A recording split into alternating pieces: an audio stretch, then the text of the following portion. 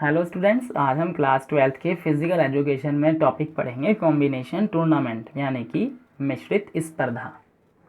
बड़े पैमाने पर जब हम स्पर्धा का कंपटीशन का आयोजन करते हैं, धन और समय की आवश्यकता ज़्यादा पड़ती है।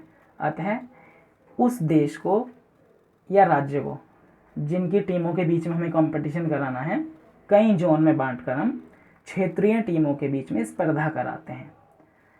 सभी क्षेत्रीय विजेता जो होंगे इन जोन में या ग्रुप में या क्षेत्र में जो विजेता निकल के आएंगे टीम, उनको राष्ट्रीय स्पर्धा स्तर पर यानी कि नेशनल लेवल पर दोबारा से स्पर्धा होगी।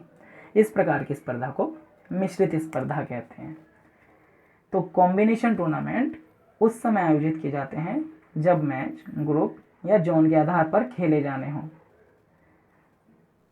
अब ये इस बात पर निर्भर करता है कि ग्रुप या जोन पे खेले जाने हैं या नहीं, कि इस टूर्नामेंट में भाग लेने वाली टीमों की संख्या कितनी है और उस क्षेत्र की दूरी कितनी है जहां से वो भाग लेने आ रही हैं।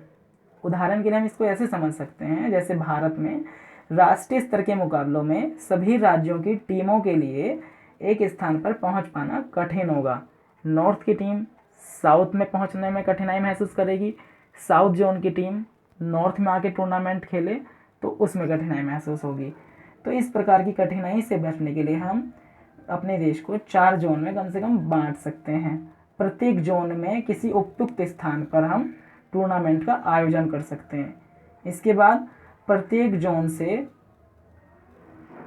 एक एक टीम, जो विनर टीम निकल के आई हैं, उनको नेशनल लेवल पर खेलने के लिए टूर्नामेंट करा सकते हैं।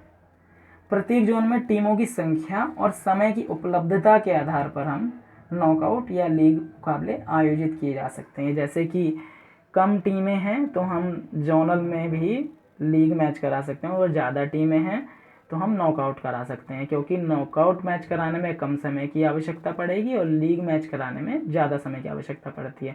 तो टीमों की संख्या के आधार पर, समय की उपलब्धता के आधार पर हम ये डिसाइड कर सकते हैं कि किस तरीके से हमें जोन आधार पे मेथड यूज़ करना है और नेशनल लेवल पर कौन सा मेथड यूज़ करना है। इसके बाद जब हम जोन स्तर से निकाल के विनर लाएंगे, वो नेशनल लेवल पर खेलेंगे। तो नेशनल लेवल में जो विजेता होगा वो इस पूरे टूर्नामेंट का विनर घोषित कर दिया जाता है। मिश्रित टूर्नामेंट यानी कॉम्बिनेशन टूर्नामेंट 4 टाइप के होते हैं, जैसे नॉकआउट कम नॉकआउट। इसका मतलब है जोन के में जो मैच खेले गए हैं वो नॉकआउट की तरीके से खेले गए हैं। उसके बाद जो जोन में से विनर निकल के आए हैं नेशनल लेवल पर, वो भी नॉकआउट मेथड का यूज़ करके कंपटीशन पूरा करेंगे।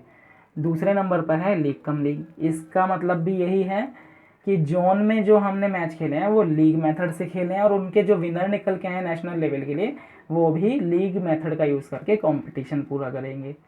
इसके बाद है थर्ड नंबर पर नॉकआउट कम लीग। ये भी इसी तरीके से है कि हमने जोन पर जो मैच खेले हैं, ग्रुप में जो मैच खेले हैं, वो नॉकआउट आधार पर खेले हैं, और जो उसमें से विनर निकल के आए हैं उनके बीच भी हम नेशनल लेवल पर लीग टूर्नामेंट कराएंगे। इसके बाद फोर्थ नंबर पर है लीग कम नॉकआउट। इसमें भी यही होगा, जोनल लेवल पर हमने जो टूर्नामेंट का मेथड यूज़ किया है वो लीग है, और वहाँ से निकलने के बाद जब विनर निकल के आए हैं नेशनल लेवल के लिए, तो नेशनल लेवल पर हमने नॉकआउट टूर्नामेंट मेथड से टूर्नामेंट को कंप्लीट कराया।